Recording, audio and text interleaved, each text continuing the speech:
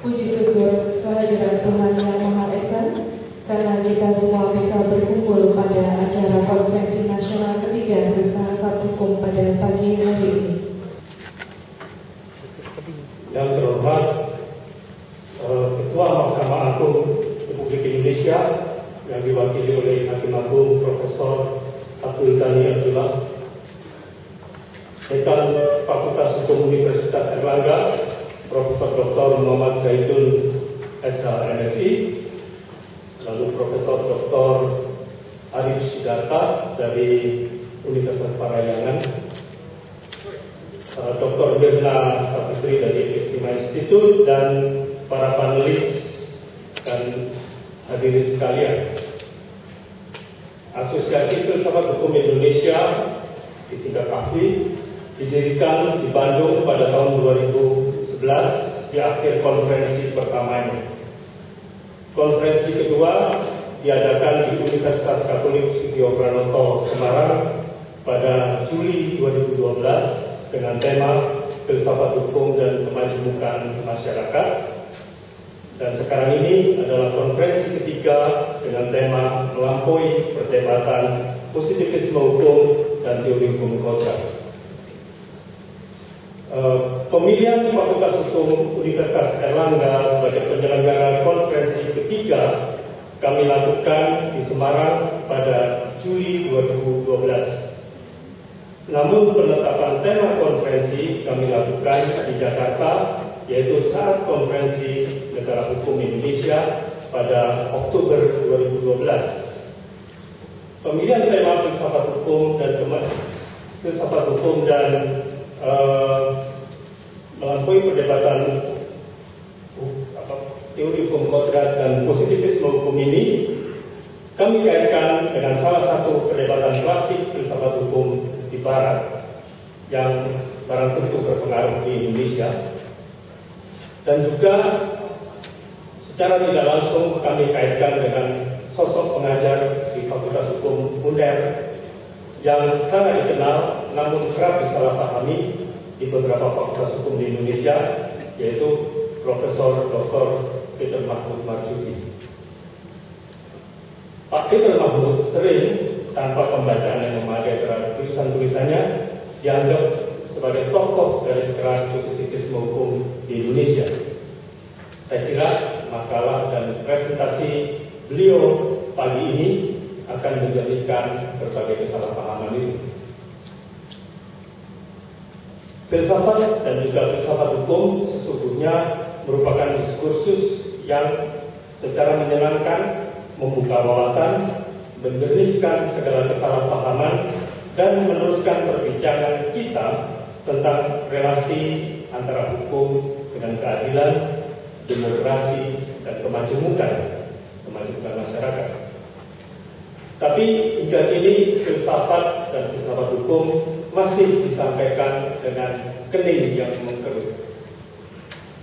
Semoga kegembiraan berfilsafat ini tampak pada ke-94 anggota yang terdaftar di AFI, anggota AFI yang terdaftar, yang terdiri dari para pengajar dan pengamat filsafat hukum dari berbagai perguruan tinggi, lembaga pemerintahan, dan LSM mulai dari Sumatera, Jawa, Jawa Barat, Jawa Tengah, dan Jawa Timur, Kupang, dan berbagai tempat lain di Indonesia.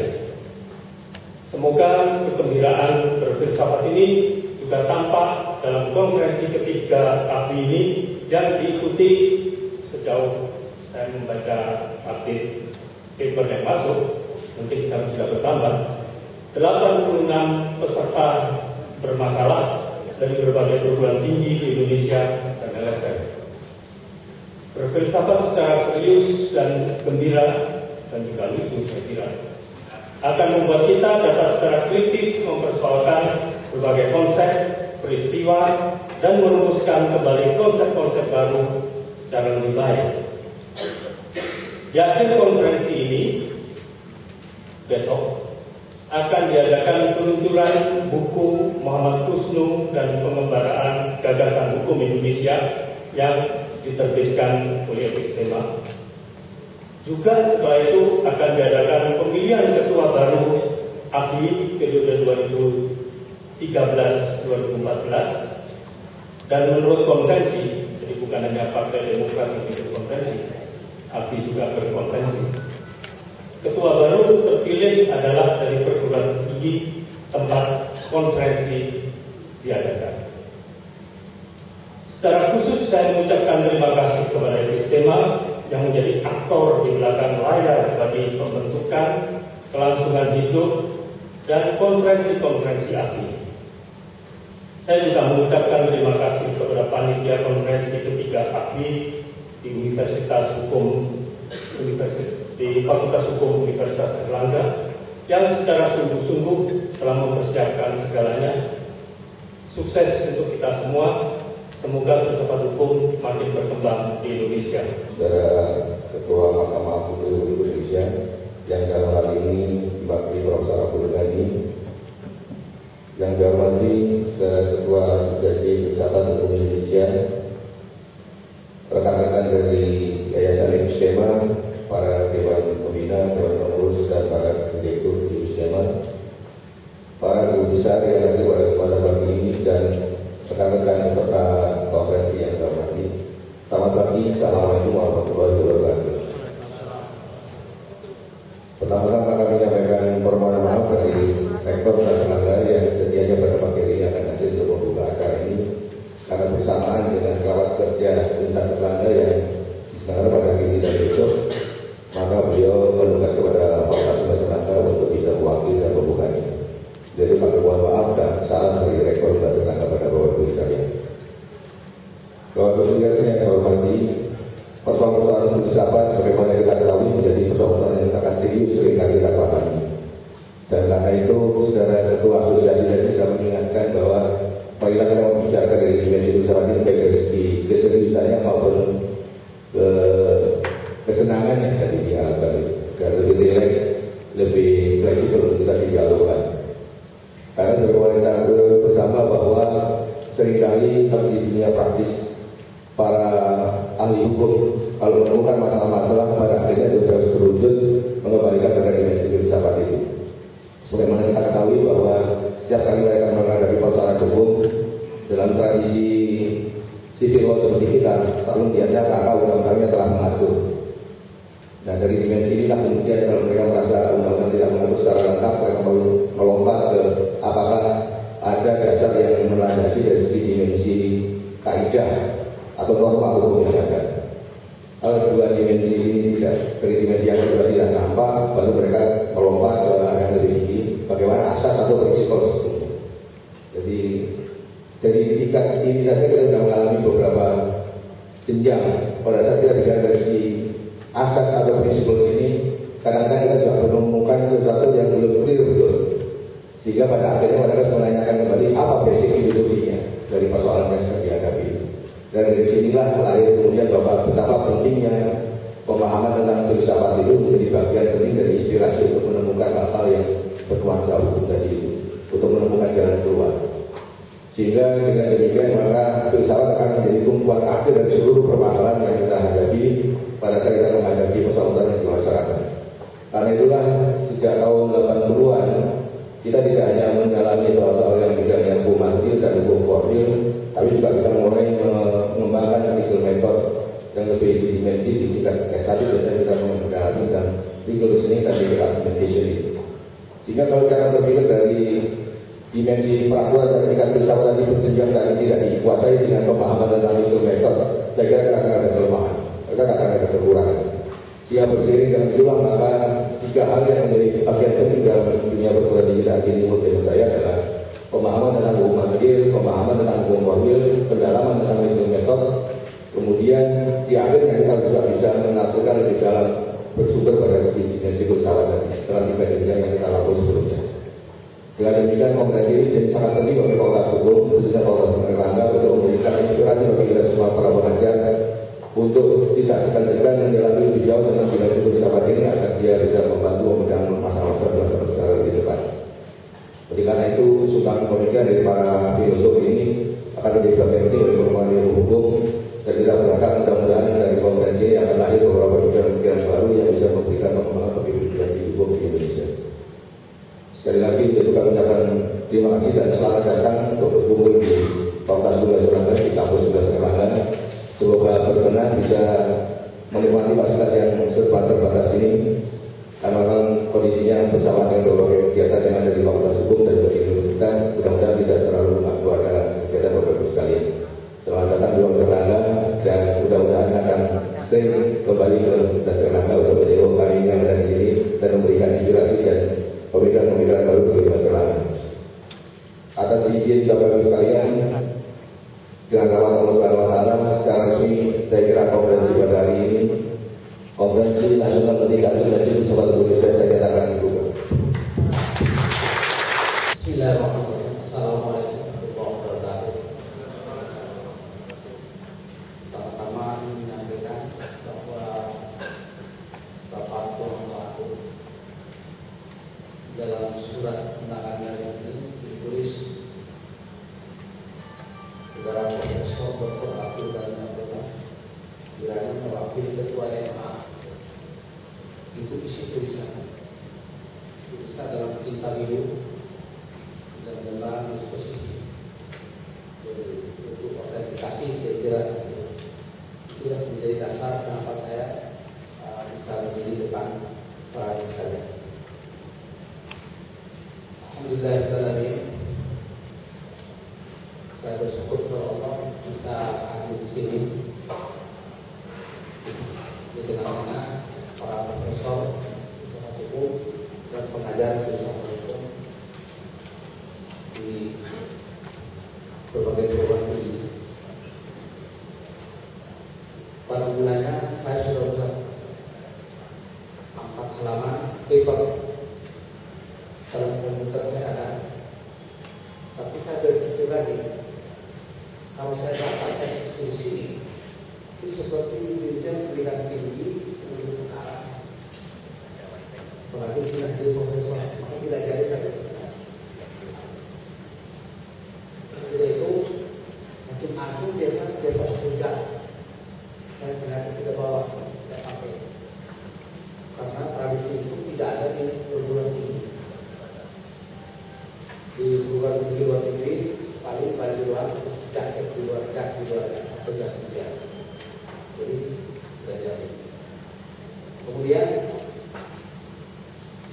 saya menyampaikan secara lisan karena soal filsafat itu makin salah itu makin tinggi nilainya. Maka kalau profesor itu buat salah ngomong itu satu benar, apalagi benar, berarti ini ada nilai baru. Selanjutnya, ketika disodorkan tema itu melampaui perdebatan positif hukum dan teori kodrat dalam penegakan hukum, dalam penegakan hukum itu saya ada di dalamnya. Sebenarnya hakim agung masuk komponen penegakan hukum. Nah, saya melihat pengalaman para tingkat Mahkamah Agung dan bisa dilihat oleh ke bawah. Itu aliran positivisme dan teori kodrat itu kelihatan tidak jalan di dalam proses penegakan hukum. Apakah karena substansi pengajaran filsafat hukum itu tidak mewarnai pemikiran hukum yang akan menjadi hakim, atau maksud lain? Di dalam pengalaman penegakan hukum yang saya alami sendiri, segi-segi filsafat di dalam dunia hukum yang masuk dalam pertimbangan dalam mencari kasus itu sedikit sekali. Itu kenapa seperti itu? Ketika satu orang anggota legislatif menemukan itu, belum tentu anggota legislatif kenapa dengan teori. Tapi ketika bicara soal nomor delito berbeda penal yang mengandung ada semua retroaktif, itu sangat ketat penggunaannya ketika terjadi terdapat aturan yang mengandung para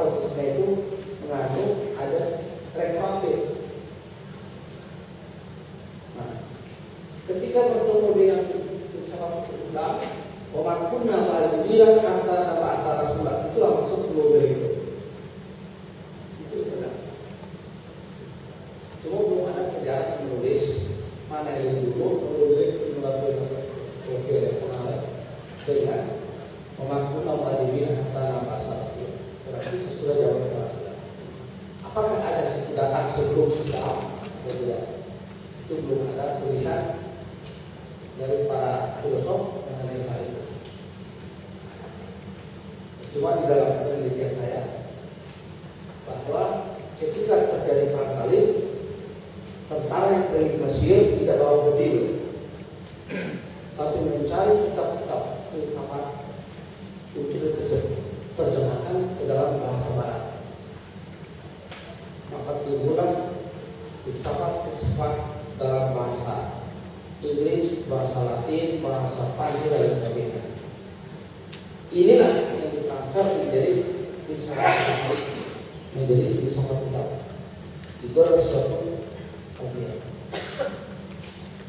Dalam praktek penegakan hukum sekarang muncul dua ranah keadilan, yaitu ranah social justice, ranah legal justice. Apakah dua ranah ini ada di sini atau tidak? Tapi menurut pendapat saya,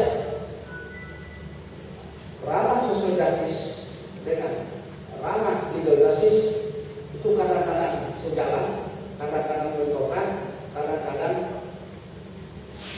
terjadi pertulangan. Nah, ketika terjadi perdebatan dua hal ini, ketika itu ujungnya akan bertemu dengan dua hal ini, yaitu social justice, legal justice.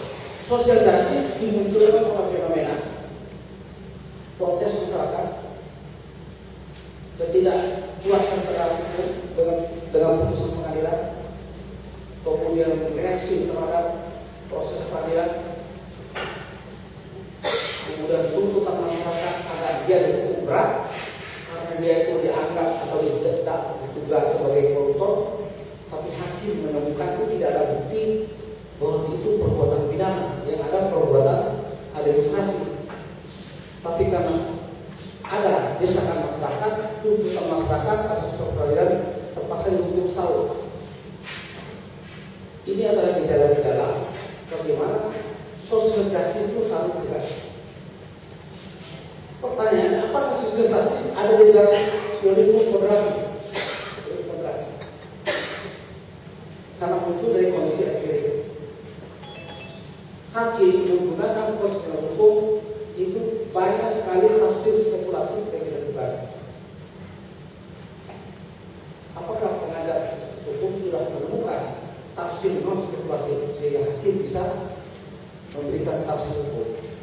Disinilah peran, menurut pengamatan saya di dalam proses penegakan hukum, di sini besar perannya metode harmonis hukum di dalam memahami hukum atau positivisme hukum. Tapi soal legal justice atau social justice akan cenderung kepada hukum kodrat, teori hukum kodrat. Kalau kita ambil referensi keagamaan, ketika Jibril bertanya kepada Nabi Adam, ada 3 bekal yang akan kuberikan, yang Tuhan berikan kepada kaum, pilih salah satu. 3 bekal itu apa? Kata Tuhan. Dijawab oleh malaikat Jibril, akal, rasa malu, dan agama. Nabi Adam memilih akal. Kalau teori hukum kodrat berinti pada akal, maka tidak ada di dalamnya rasa malu dengan agama.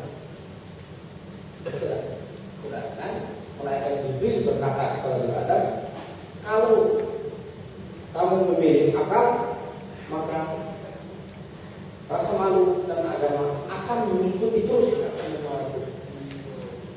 Menjadi persoalan sekarang, apakah teori hukum kodrat itu termasuk juga soal yang tadi? Karena yang dipersoalkan adalah empirik. Sementara positivisme hukum itu berorientasi kepada mencari apa itu the ideal norm di dalam satu norma hukum. Yang dicari adalah ideal norm. Itu yang akan menjadi rasio residenti dalam pertimbangan hukum bagi seorang hakim. Tinggal persoalannya apa metodologi itu? Tadi sudah disebut oleh Pak Ari kan, apa legal itu? Yang digunakan untuk menerapkan prinsip-prinsip seperti di dalam penegakan hukum. Legal metode ini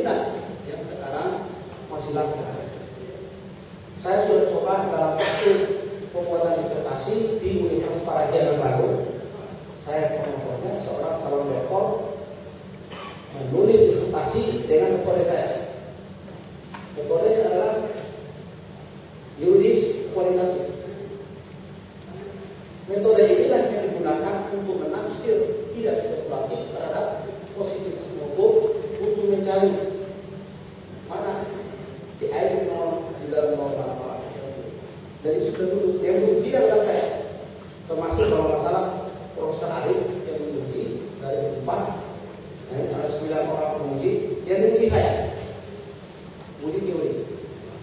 Si kandidat dia benar. Ketika dibenarkan bahwa teori saya sudah benar, teori baru dalam penelitian dari filsafat hukum, maka dia lulus. Ini perlu diperhatikan juga dalam konteks mengenai metodologi legal method untuk memperdalami positivisme hukum terhadap norma-norma hukum yang dibuat oleh lembaga otoritas. Mengenai teori hukum kodrat, tadi sosialisasis yang gejalanya adalah seperti tadi. Dalam penegakan hukum sekarang, di samping legalitas itu ada, di samping sosialisasi ada legalitas. Kalau kuat sosialisasi, maka legalitas akan melemah. Kemudian karena takut melemah, maka legalitas itu dikawal atau dipilih oleh imparsialitas yang tidak berpihak. Sudah itu independensi pengadilan, independensi hakim. Sudah itu sekarang diawasi oleh komisi judisial dan kolektif dan berdoa tidak wajib. 3 hal ini yang mengikat hakim ketika mau mencari dan memberikan legalitas. Persoalan legalitas itu berorientasi pada positivisme hukum. Sementara tidak diberi legal method untuk melihat apa isi positivisme hukum untuk memberikan legalitas. Di situ pertimbangannya. Itu pertimbangan. Maka kadang-kadang di Mahkamah Agung itu saya termasuk yang relevan. Banyak proses lain juga. Saya katakan ini pendapat profesor. Saya bilang ini profesor benar atau tidak relevan. Jadi ketika terjadi persoalan hukum, ketika itu masuk dalam orientasi dalam ranahnya proses hukum, tapi legal metodenya belum ada. Terpaksa dipakai metode hermeneutik hukum. Cuma persoalannya, ketika kita melihat norma hukum Islam dengan metode hermeneutik hukum, kita tidak bisa memasukkan pikiran kita seakan-akan pikiran kita berada dalam pikiran perbuatan hukum. Itu hal ini belum ada pemecahan dari para pengajar filsafat hukum.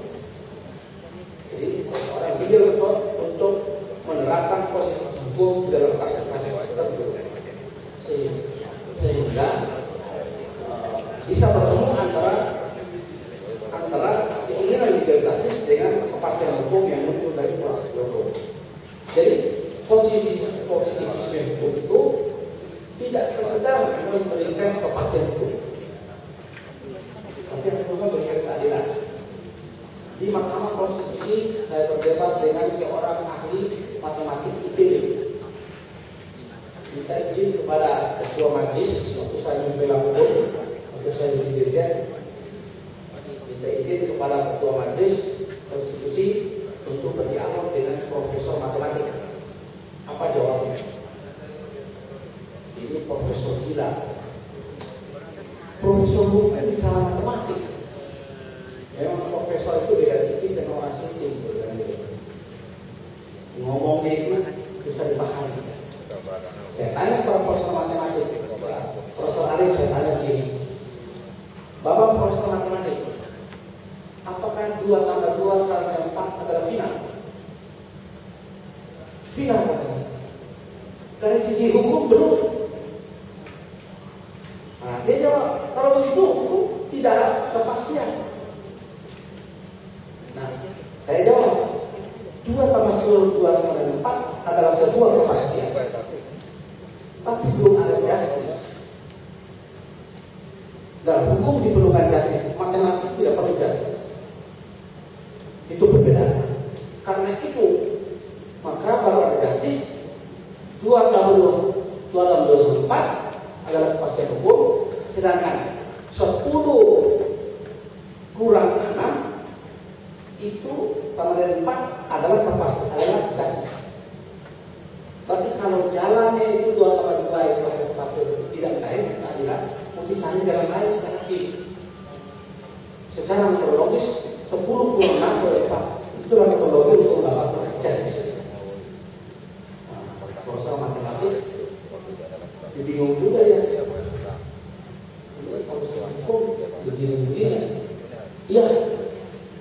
Kenyataan di dalam penyelesaian suatu perkara itu tidak cukup dengan berpedoman kepada legal certainty yang ada dalam aliran positivisme, tapi harus juga dicari legal method untuk menemukan justice. Karena itu maka antara metodologi legal justice dengan social justice terjadi pertautan, persilangan, perbenturan dan perbuatan dari pengalaman empirik ketika melakukan penegakan hukum. Nah, apakah ini menjadi perhatian dari para pengajar filsafat hukum di konsultasi fakultas hukum? Kalau tidak demikian, maka filsafat hukum bisa dikatakan ilmu mati. Tidak pernah menunjukkan kehidupannya di dalam soal penegakan hukum. Ada satu disertasi di Universitas yang Jakarta, saya kemudiannya mengenai filsafat hukum. Saya katakan waktu itu, dia tulis filsafat hukum mengenai usul fikih. Usul fikih dalam kitab itu adalah filsafat hukum. Usul fikih itu ilmu mati, tidak pernah berkembang. Rumusannya dari zaman bahula sampai sekarang sama. Gitu. Nah, termasuk juga seperti itu. Lex posteriori derogat anti priori, lex specialis derogat anti priori. Itu rumus dari zaman lahir sampai sekarang tidak pernah berubah. Dia bisa merubahnya cuma bisa hukum. Ilmu hukum tidak bisa berubah. Karena menurut paham saya, bisa hukum melahirkan prinsip hukum. Prinsip hukum dilaksanakan oleh teori hukum. Prinsip hukum masuk dalam perumusan hukum. Undang-undang. Bagaimana merumuskannya? Dengan teori hukum. Berarti tugas Bapak-Bapak untuk merumuskan kembali apa prinsip-prinsip hukum untuk melaksanakan atau untuk mengubah prinsip-prinsip hukum yang diperoleh oleh filsafat hukum sejak zaman lahir sampai sekarang. Malah menjadi pertanyaan, kalau saya baca tulisan Profesor Arif, itu suka lagi inspirasi, Prof. Inspirasinya apa? Ada referensi hukum yang sudah klasik sekarang. Tapi kenapa disertasi masih memakai referensi itu? Kalau saya dari soal itu, referensi hukum hari ini sudah klasik, tidak aktual. Karena produk pengadaan filsafat menunjukkan bahwa harus ada korelasi, ada legal method untuk menerapkan positivisme dan teori hukum fotografi di dalam realitas empirik. Itulah beberapa hal dari pengamatan saya dalam proses penegakan hukum dalam konteks ini. Jadi ini ada melampaui perdebatan. Berarti di atas perdebatan itu ada perdebatan lagi. Inilah yang Bapak Ibu berada sekarang. Saya mencoba menunjukkan apa yang saya pilih dalam proses penegakan hukum itu seperti itu. Pada waktu saya jadi dirjen peraturan perundangan di DPR, itu ada pembicaraan mengenai prinsip-prinsip filsafat hukum di dalam pembuatan undang-undang. Salah satu contohnya adalah waktu pembuatan undang-undang jabatan notaris membuat akta yang diminta oleh pengadaan harus disaksikan oleh 2 orang saksi. Selama ini tidak.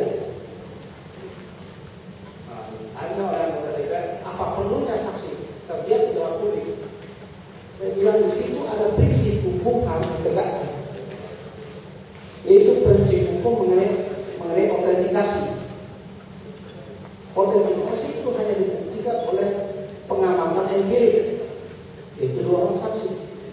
Agama juga mengatakan begitu. Kalau Anda berutang, tulislah dan disaksikan oleh 2 orang. Itu prinsip dalam hukum Islam. Itu juga dimaksudkan prinsip. Nah, terjadi perdebatan 3 hari khusus soal ayat itu saya. Akhirnya sepakati masuklah 2 orang saksi. Itu prinsip di sama hukum masuk dalam proses pembuatan hukum. Cuma persoalannya apa? Tidak semua anggota DPR itu profesor. Tidak semua anggota DPR itu doktor. Ada juga yang datang mula-mula masuk itu kancing jasnya itu naik turun. Setelah sebulan baru ganti jas, baru bagus. Ada juga yang begitu. Karena saya 2 periode anggota DPR itu saya di DPR. Ya. Mereka salah ngomong harus dengar, apalagi dengar. Bagaimana soal bisa hukum masuk ke sini? Menjadi persoalan adalah mengapa anggota DPR tidak mengadakan hearing dengan para pengajar filsafat ketika membicarakan mengenai konsep hukum yang akan dibuat. Karena dia lembaga otoritas. Saya kira di dalam term of reference itu disebut juga mengenai. Nah, Bapak Ibu sekalian, kalau saya berhenti, profesor itu ngomong terus. Kalau profesor Arif ngomong itu kan berhenti. Saya kadang-kadang nggak tahu diri kalau merasa profesor itu harus sombong. Kenapa sombong? Harus mempertahankan ilmunya kan gitu. Kalau you belum profesor nggak bisa sombong juga. Ciri profesor itu sombong, sudah itu melupa. Dan saya pernah lupa istri.